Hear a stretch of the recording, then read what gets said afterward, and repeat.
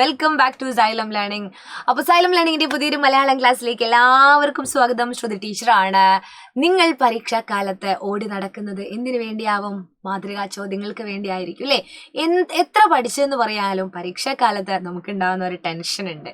അപ്പോൾ അത് മാറ്റിത്തരാൻ വേണ്ടിയിട്ടാണ് ടീച്ചർ ഇന്നിവിടെ വന്നിരിക്കുന്നത്. എൻ്റെ ഏറ്റവും പ്രിയപ്പെട്ട മക്കൾക്ക് എല്ലാവർക്കും ഒരിക്കൽ കൂടി സൈലത്തിൻ്റെ ക്ലാസ്സുകളിലേക്ക് സ്വാഗതം. അപ്പോൾ പരീക്ഷയെ നമുക്ക് അടിപൊളിയായിട്ട് ചിരിച്ചുകൊണ്ട് നേരിടാം. ഇനിയിപ്പോൾ ചോദ്യപേപ്പർ കാണുന്ന സമയത്ത് അയ്യോ ഇതെങ്ങനെ എഴുതും എന്നാലോചിച്ച് ഇരുന്ന് വിഷമിക്കുകയും ചെയ്യരുത്. ചോദ്യം ഒരു പ്രാവശ്യം വായിച്ചിട്ട് മനസ്സിലായില്ലെങ്കിൽ 1 or 2 തവണ വായിക്കാനുള്ള സമയം നിങ്ങൾക്കുണ്ടാവും. അപ്പോഴേക്കും എന്തെങ്കിലും നിങ്ങൾ പഠിച്ചതുമായിട്ട് ബന്ധപ്പെട്ട് എന്തെങ്കിലും എഴുതാനുള്ള ഒരു സമയം അല്ലെങ്കിൽ ഒരവസരം അവിടെ ഒത്തുവരുമെന്നാണ് ടീച്ചർക്ക് പറയാനുള്ളത് കേട്ടോ. സോ കൂളായിരിക്കുക. ഇതെങ്ങനെ എഴുതുമെന്നാലോചിച്ച് ഈ കുട്ടി ഇരിക്കും പോലെ ടെൻഷൻ അടിച്ചിരിക്കേണ്ട ഒരു കാര്യവുമില്ല. ഇനി എനിക്ക് പറയാനുള്ളത്, നമുക്ക് സൈലത്തിൽ ഒരുപാട് ബാച്ചുകളുണ്ട് അല്ലേ? ഒരുപാട് ബാച്ചുകളുണ്ട്. 4ാം ക്ലാസ് മുതൽ അങ്ങ് +2 നീറ്റ് വരെയുള്ള ഓൺലൈൻ ട്യൂഷൻ ബാച്ചുകളുണ്ട്. നിങ്ങൾ ഏത് ക്ലാസ്സിലാണ് പഠിക്കുന്നത് എന്ന് നോക്കി നിങ്ങൾ എന്ത് ചെയ്യണം?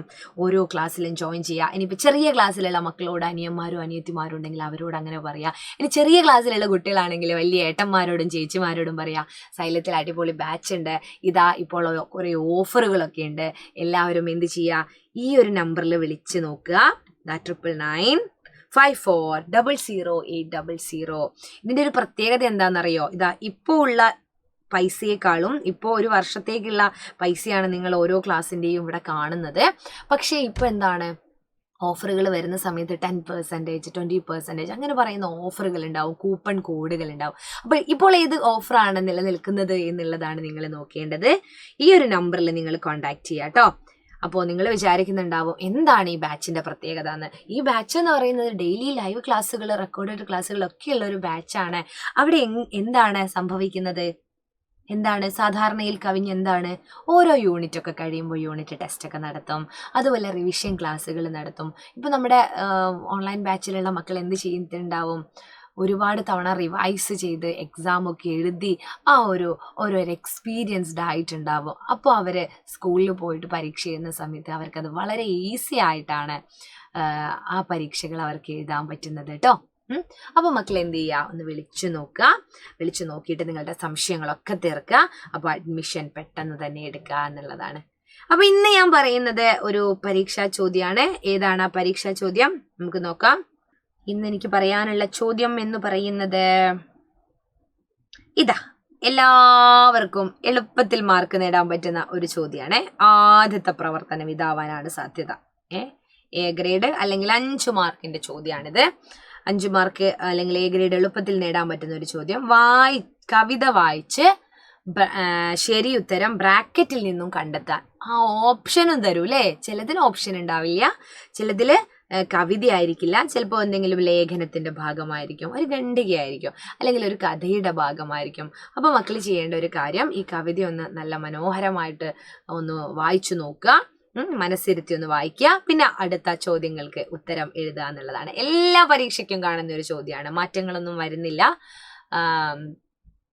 സ്വാഭാവികമായിട്ടും വരുന്ന അല്ലെങ്കിൽ എല്ലാ പരീക്ഷകളിലും കാണുന്ന ഒരു ചോദ്യം എന്നുള്ള രീതിയിൽ ഇത് നമ്മൾ എന്ത് ചെയ്യുക, ആരും വിട്ടുകളയരുത്. ഇത് നിർബന്ധമായും എഴുതേണ്ട ഒരു ചോദ്യവും കൂടിയാണ്.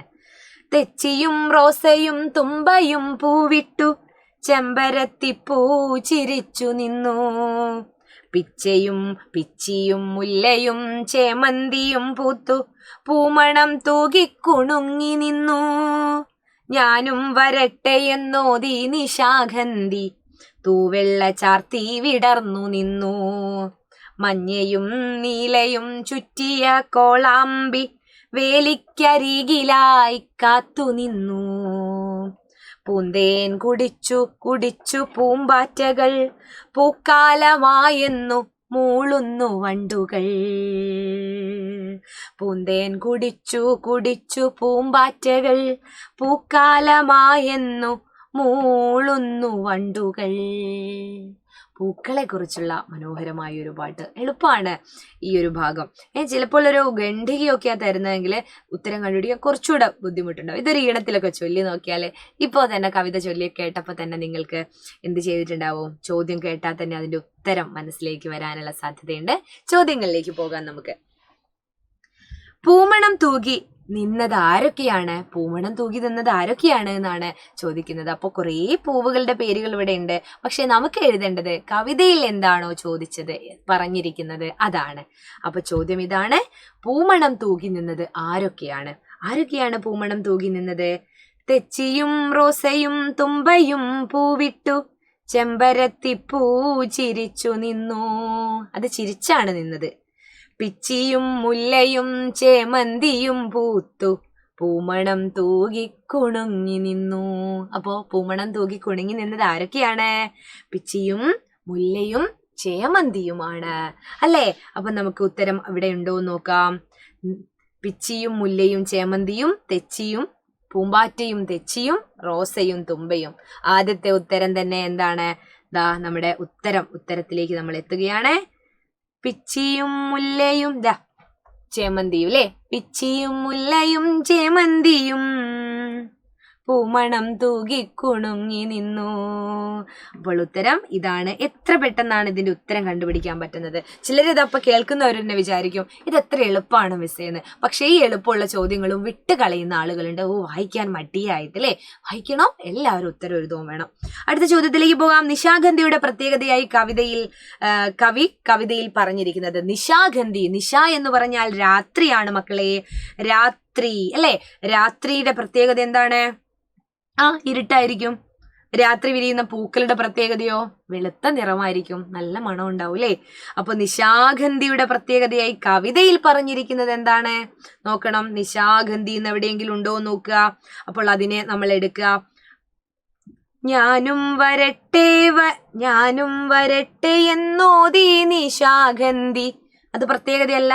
അപ്പൊ അടുത്ത വരി നോക്കുക. തൂവെള്ള ചാർത്തി വിടർന്നു നിന്നു. നമ്മൾ പറഞ്ഞു രാത്രി വിരിയുന്ന പൂക്കൾക്ക് തൂവെള്ള നിറമാണ്. അപ്പൊ തൂവെള്ള ചാർത്തി വിടർന്നു നിന്നു. അപ്പോ നിശാഗന്ധിയുടെ പ്രത്യേകത നോക്കൂ. അത് പൂന്തേൻ കുടിക്കുന്നു എന്നാണോ, തൂവെള്ള ചാർത്തി നിൽക്കുന്നു എന്നാണോ, മതിച്ചു നിൽക്കുന്നു എന്നാണോ? നമുക്ക് കുറച്ചൊരു കോമൺ സെൻസും കൂടെ യൂസ് ചെയ്യുകയാണെങ്കിൽ തൂവെള്ള ചാർത്തി നിൽക്കുന്നു എന്ന് നേരിട്ട് ഉത്തരത്തിലേക്ക് എത്താം. അതിന് വീണ്ടും കവിതയിലേക്ക് പോയി വായിച്ചു നോക്കേണ്ട കാര്യം പോലുമില്ല. അടുത്തത് നോക്കൂ. ആരാണ് വേലിക്കരികിൽ കാത്തു നിന്നത്? വേലിക്കരികിൽ ആരോ കാത്തു നിന്നിട്ടുണ്ട്. ചെമ്പരത്തിയാണോ, കോളാമ്പിയാണോ, വണ്ടുകളാണോ? നമുക്ക് നോക്കാം ആരാണ്. ഇത് നോക്കൂ. വേലിക്കരികിലായി കാത്തു നിന്നു എന്നുള്ളത് നമ്മളൊന്ന് പേന ഉപയോഗിച്ച് വരഞ്ഞിട്ടില്ലെങ്കിലും ഇങ്ങനെ ഒന്ന് പോയി നോക്കുക ക്വസ്റ്റ്യൻ പേപ്പറിൽ. എന്നിട്ട് മഞ്ഞയും നീലയും ചുറ്റിയ കോളാമ്പി വേലിക്കരികിലായി കാത്തു നിന്നു. കോളാമ്പി പൂവാണ്. അതെങ്ങനെയുള്ളത്? മഞ്ഞയും നീലയും ചുറ്റിയ കോളാമ്പി. മഞ്ഞയും നീലയും ചുറ്റിയ കോളാമ്പി അല്ലേ? അപ്പോൾ ഇവിടെ ഇതാ കോളാമ്പിയാണ് ഉത്തരം. കോളാമ്പി എന്ന് നമുക്ക് എഴുതാം. മാർക്ക് കിട്ടിയില്ലേ? ഇനി വണ്ടുകൾ മൂളുന്നത് എന്താണ്? എന്താണ് വണ്ടുകൾ മൂളുന്നത്? പൂക്കാലമായെന്നാണോ, പൂന്തേൻ മധുരം ഉണ്ടെന്നാണോ, പൂവിരിയാത്ത ദുഃഖത്തെക്കുറിച്ചാണോ? പൂവിരിയാത്ത ദുഃഖത്തെക്കുറിച്ചാണോ? എന്താണ് മക്കളെ? കവിതയിൽ തന്നിരിക്കുന്നത് തന്നെ എഴുതുക. ദാ പൂക്കാലമായെന്നു മൂളുന്നു വണ്ടുകൾ. വണ്ടുകൾ മൂളിയത് ഇതാണ്. പൂക്കാലമായെന്നാണ് മൂളിയത്. അപ്പൊ നമ്മൾ വണ്ടല്ലേ, തേനിന്റെ കാര്യമായിരിക്കും എന്ന് വിചാരിച്ച് തേനിലോട്ട് പോകരുത്. കവിതയിൽ എന്താണോ പറഞ്ഞിരിക്കുന്നത് അതാണ് നമ്മൾ എഴുതേണ്ടത്.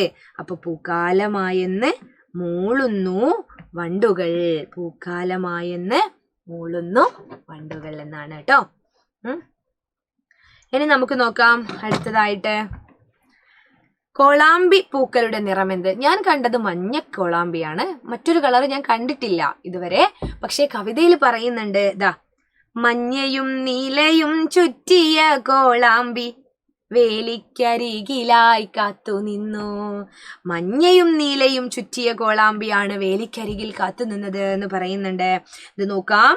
മഞ്ഞയും നീലയും ചുറ്റിയ കോളാമ്പി എന്നുള്ളതുകൊണ്ട് കോളാമ്പി പൂക്കളുടെ നിറം മഞ്ഞയും നീലയും എന്ന് എഴുതാം. അപ്പൊ നിങ്ങൾ വിചാരിക്കും ശരിക്കും അത് ഉണ്ടോ, ഞാൻ കണ്ടിട്ടില്ലല്ലോ എന്നൊന്നും വിചാരിച്ച് മിസ് വിചാരിച്ച പോലെ അങ്ങനെ വിചാരിക്കാൻ പാടില്ല. കവിതയിൽ എന്താണോ പറയുന്നത് അതാണ് നമ്മൾ എഴുതേണ്ടത്. മനസ്സിലായോ? വളരെ എളുപ്പമുള്ള ചോദ്യം, വളരെ പെട്ടെന്ന് മാർക്ക് വാങ്ങുന്ന ഒരു ചോദ്യം. ഉഷാറായില്ലേ? അപ്പോ ഇത്രയേ ഉള്ളൂ. നമുക്ക് വളരെ പെട്ടെന്ന് തന്നെ A ഗ്രേഡ് നേടാൻ പറ്റുന്ന ഒരു ചോദ്യം 10 മിനിറ്റ് കൊണ്ട് നമ്മൾ പഠിച്ചു കഴിഞ്ഞു അല്ലേ? സെറ്റല്ലേ? മറ്റൊരു ചോദ്യമായിട്ട് ടീച്ചർ വീണ്ടും വരാം. ബൈ.